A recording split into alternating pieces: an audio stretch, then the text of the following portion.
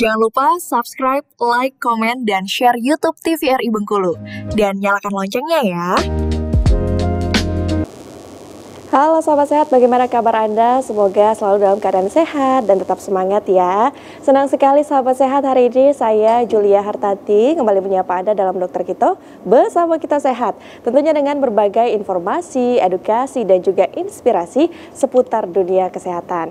Nah sahabat sehat, pada kali ini kita akan membahas tema mengenal lebih dekat vektor penyakit Dengue. Siapa sih yang tidak tahu penyakit DBD atau demam berdarah yang setiap tahunnya rasanya menjadi ancaman ya di setiap daerah. Nah, kali ini kita akan bahas dan kupas tuntas bersama narasumber yang tentunya spesifik di bidangnya. Langsung saja kita sapa. Di sini sudah ada Dr. Desi Triana M. Biomed. Halo dokter. Halo Mbak Julia. Cantik sekali. Bagaimana kabarnya dok?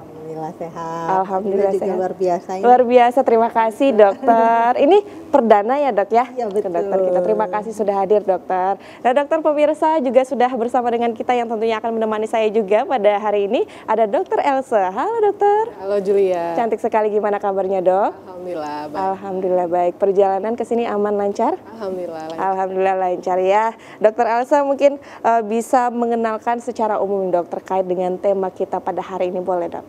Ya, jadi hari ini sesuai tema ya, kita akan lebih mengenal lebih dekat lagi apa sih sebenarnya nyamuk Aedes itu gitu ya. Jadi kalau orang awamnya taunya nyamuk Aedes aegypti seperti itu ya. Memang hubungannya erat dengan penyakit demam berdarah dengue atau demam dengue ya. Jadi erat hubungannya dengan dua penyakit itu. Mungkin nanti kan akan lebih jelas lagi ya sama Dokter Desi, karena sebenarnya nggak Aedes aegypti aja nih, ada yang namanya Aedes albopictus namanya, cuman memang dan Aedes yang lain. Tadi ya ada bocoran sedikit dari Dokter Desi, cuman yang lebih familiar atau yang lebih umumnya adalah dua nyamuk itu. Dan kita itu sekarang kan memang lagi di iklimnya yang musim hujan. Iya. Musim hujan. Jadi kayaknya cocok banget nih kita bahas tentang nyamuk yang berhubungan dengan penyakit yang berhubungan dengan iklim yang hujan, apalagi tentang demam berdarah. Dia memang seperti dianggap sepele, ringan. Oh, ini cuma demam biasa dikarenakan nyamuk biasa. Tapi ingat, angka kematiannya masih ada. Nah, apalagi untuk anak-anak, dewasa juga masih ada, dan untuk lansia. Berhubung dia itu virus, jadi kita balik-baliknya tentang imunitas tubuh dan belum ada pengobatan yang sangat spesifik untuk demam berdarah dengue. Wah, jadi karena dekat sekali juga dengan daerah kita ya, apalagi Indonesia tropis ya dok ya. Jadi kemungkinannya atau risikonya lebih tinggi ya dari mungkin negara-negara luar ya. Baik dok, menarik sekali, penasaran sekali juga. Langsung saja mungkin kita simak penjelasannya dari Dokter Desi. Silakan dokter. Terima kasih Mbak Julia. Iya. Ya, saya berdiri ya. Boleh, silakan dok. Dok. Boleh dibantu slide-nya. Ya dok, oke.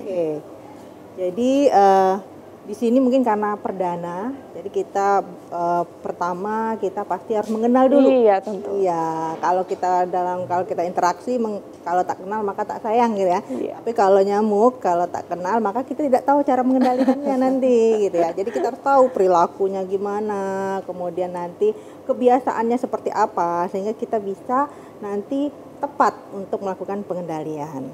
Nah, kenapa di sini yang kita bahas Aedes aegypti dan Aedes albopictus tadi mungkin sudah disampaikan pengantar oleh Dokter Else, itu karena dua nyamuk ini sebagai vektor utama, ya, vektor primer dan vektor sekundernya.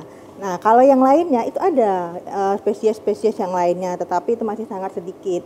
Dan di Bengkulu khususnya itu di Kota Bengkulu kita dua spesies ini yang masih kita temukan, yaitu Aedes aegypti dan Aedes albopictus.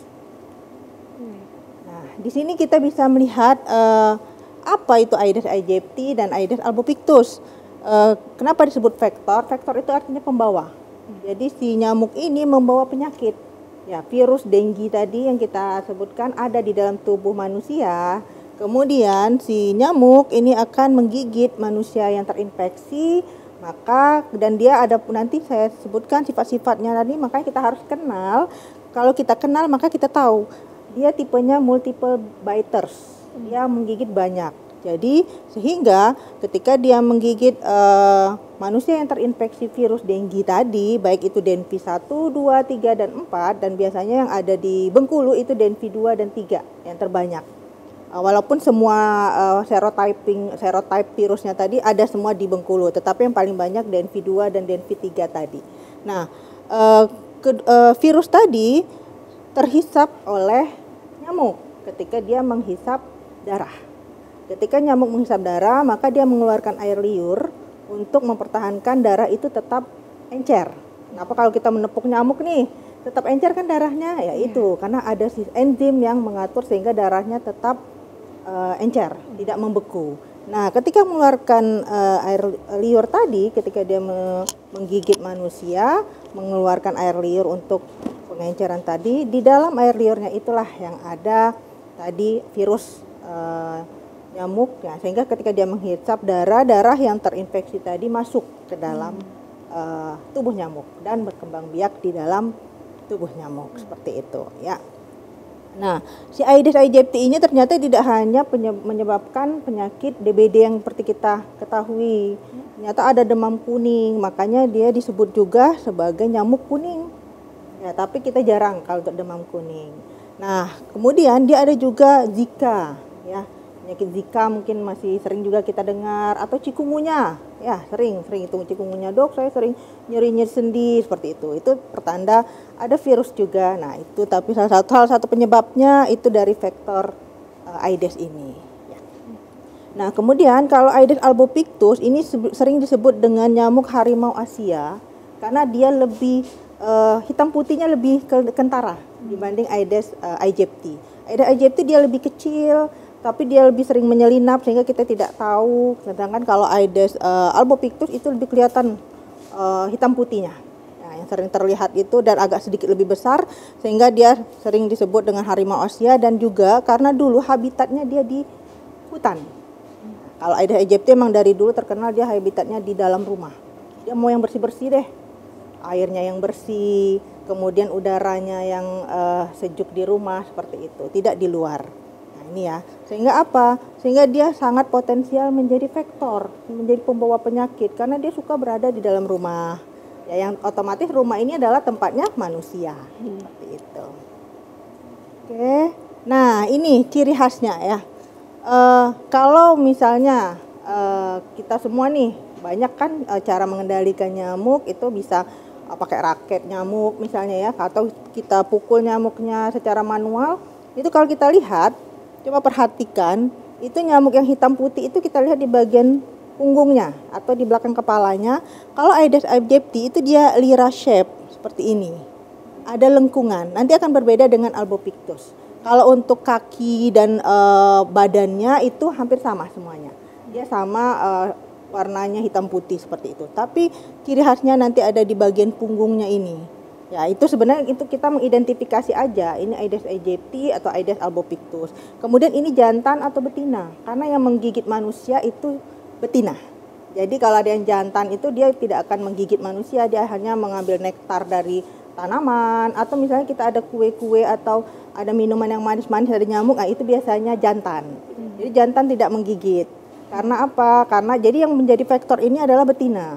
Karena apa? Karena betina ini butuh darah untuk pematangan telurnya, sehingga dia akan menggigit. Kalau jantan tidak membutuhkan itu. Ya.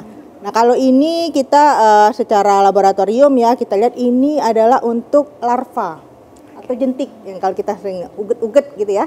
Nah ini cirinya kalau di bawah laboratorium ada duri lateral. Ini yang membedakan. Kalau ini pupanya, pupa itu yang hitam-hitam yang biasanya nggak makan lagi dia di kalau di bak kita lihat di bak mandi itu dia yang paling atas. Dia tidak butuh makan lagi.